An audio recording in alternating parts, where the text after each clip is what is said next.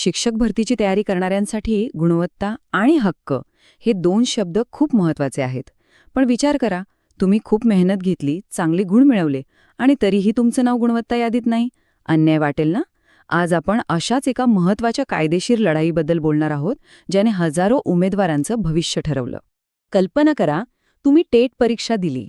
Score पण एकदम जबरदस्त आला, अगदी ओपन कॅटेगरीच्या कट ऑफपेक्षा जास्त. आणि तरीही मेरिट लिस्टमध्ये तुमचं नाव गायब. असं कसं होऊ शकतं? हाच तो प्रश्न होता जो हजारो उमेदवारांना अक्षरशः छळत होता. आणि हो, हा काही साधासुधा प्रश्न नव्हता. या एका प्रश्नाचं उत्तर शोधण्यासाठी महाराष्ट्रातल्या शिक्षक उमेदवारांना थेट सुप्रीम कोर्टात जावं लागलं. विचार करा, ही लढाई होती न्यायासाठी, स्वतःच्या हक्कासाठी आणि मुख्य म्हणजे मिळवलेल्या गुणांच्या त्या गुणवत्तेच्या सन्मानासाठी. चला तर मग थोडं खोलात शिरूया, समजून घेऊया की नेमकं काय घडलं होतं, या उमेदवारांचं नाव लिस्टमध्ये का नव्हतं. तर झालं असं होतं, अनेक रिझर्व्ह कॅटेगरीमधल्या उमेदवारांनी टाईट परीक्षेत खूप चांगले मार्क्स मिळवले. इतके चांगले की त्यांचे गुण ओपन कॅटेगरीतल्या शेवटच्या निवड झालेल्या उमेदवारापेक्षाही जास्त होते. तरीसुद्धा त्यांना ओपन कॅटेगरीच्या लिस्टमध्ये घेतलंच नाही. मग प्रश्न येतो की असं का केलं? यामागचं कारण काय होतं? तर कारण होतं एक दुसरी परीक्षा, मुख्य परीक्षेच्या आधीची पात्रता परीक्षा म्हणजे टेट. या उमेदवारांनी टेट पास होण्यासाठी त्यांच्या आरक्षित प्रवर्गासाठी जी गुणांची सवलत होती ती वापरली होती. आणि बस, याच एका कारणासाठी टाएट टीमध्ये इतके चांगले गुण मिळूनही त्यांना ओपनच्या लिस्टमधून बाहेर ठेवलं. आता तुमच्या मनात आलं असेल की ही टेटमधली सवलत म्हणजे नेमकं आहे तरी काय, आणि ती इतक्या हुशार उमेदवारांसाठी अडथळा का ठरली.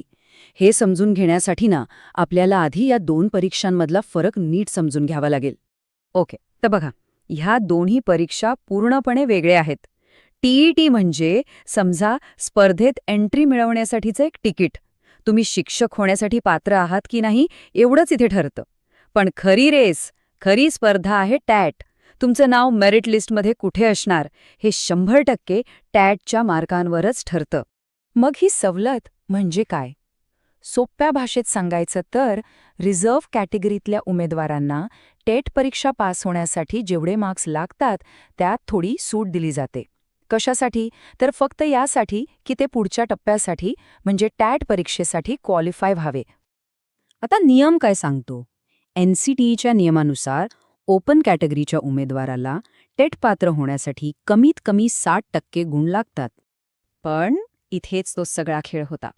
महाराष्ट्र सरकारने आरक्षित प्रवर्गातल्या उमेदवारांसाठी हीच अट 5% कमी केली, म्हणजे 55%. आणि याच 5%च्या सवलतीमुळे हा सगळा कायदेशीर वाद उभा राहिला.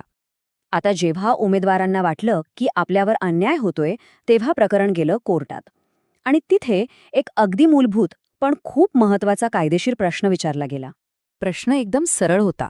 जर एखाद्या उमेदवाराने फक्त पात्रता परीक्षेसाठी म्हणजे टेटसाठी सवलत वापरली असेल, तर त्यांना मुख्य निवड परीक्षेत म्हणजे टॅटमध्ये मिळवलेल्या भारी गुणांच्या जोरावर ओपन कॅटेगरीमध्ये जाण्यापासून थांबवता येतं का?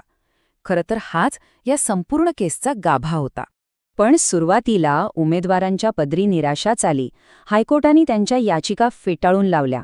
कोर्टाचं म्हणणं असं होतं की तुम्ही एकदा का टेटमध्ये सवलत घेतली की तुम्ही ओपन कॅटेगरीच्या स्पर्धेसाठी अपात्र ठरता. विषय संपला. त्यामुळे त्यांच्या याचिका रद्द झाल्या. पण थांबा, गोष्ट इथे संपली नाही. हे प्रकरण वाटतं तितकं सोपं नव्हतं. कारण गंमत म्हणजे याआधी खुद सुप्रीम कोर्टानेच अशाच काही केसेसमध्ये वेगवेगळे निकाल दिले होते आणि त्यामुळे एक मोठा कायदेशीर गोंधळ निर्माण झाला होता. आणि हीच तर खरी कायदेशीर अडचण होती. बघा, सुप्रीम कोर्टाचेच 2 वेगवेगळे निकाल होते.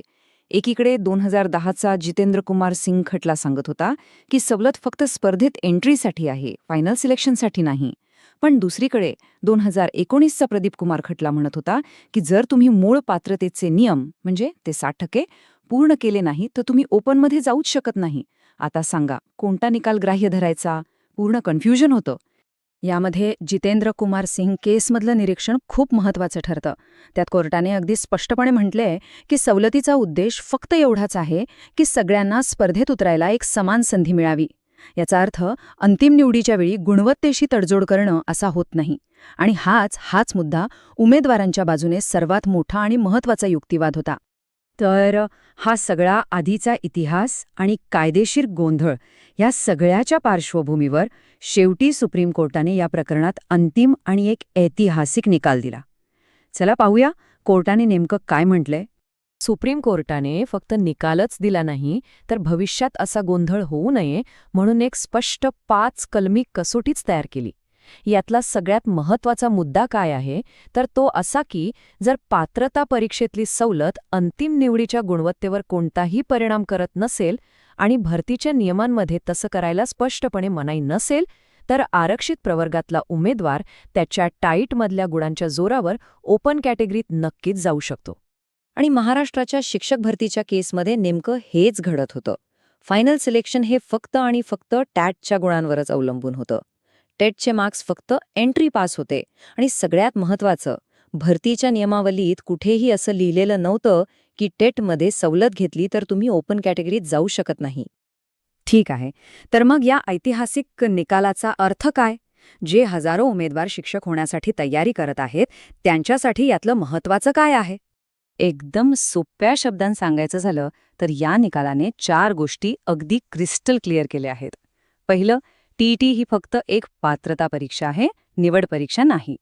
दुसरं, टीईटीमध्ये सवलत घेतली तरी टीआयटीमधल्या गुणांच्या जोरावर खुल्या प्रवर्गात जाता येतं, यात काही अडचण नाही. तिसरं, फायनल सिलेक्शन फक्त आणि फक्त टीआयटीमधल्या तुमच्या कामगिरीवरच ठरेल. आणि चौथं, जे सगळ्यात महत्त्वाचं आहे, गुणवत्ता, मेरिट, हाच अंतिम निवडीचा सर्वात मोठा निकष आहे. तर सुप्रीम कोर्टाच्या या निकालामुळे गुणवत्तेला पुन्हा एकदा सर्वोच्च स्थान मिळालं आहे आणि एक मोठा कायदेशीर गोंधळ कायमचा दूर झालाय. पण एक प्रश्न मागे उरतोच. या स्पष्टतेमुळे महाराष्ट्रातली शिक्षक भरती प्रक्रिया भविष्यात खरंच जास्त पारदर्शक आणि न्यायपूर्ण होईल का? याचं उत्तर तर आपल्याला येणारा काळच देईल. पण यावर विचार करायला नक्कीच हवा.